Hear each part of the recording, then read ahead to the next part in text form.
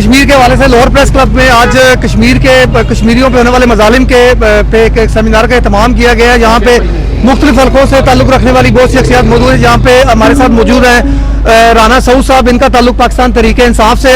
جی ان سے پوچھتے ہیں کہ کشمیر پر ہونے والے مظالم کے بارے میں یہ کیا کہتے ہیں. جی رانا صاحب. جی بسم اللہ الرحمن الرحیم. آج تو آپ کو پتہ ہے کہ 5 فروری کا دن ہے اور جس طرح پوری قوم اکٹھی ہوئی ہے کشمیریوں سے یکجہتی کرنے کے لیے، اور سب سے مین چیز یہ ہے کہ جی جو ہندوستان میں ظلم اور بربریت چل رہی ہے کشمیر کے حوالے سے، اور یہ ایک انوکھی چیز ہے کہ جناب دنیا کی ایک بہت بڑی ڈپلائمنٹ ہے آرمی کی جو کشمیر میں کی گئی ہوئی ہے.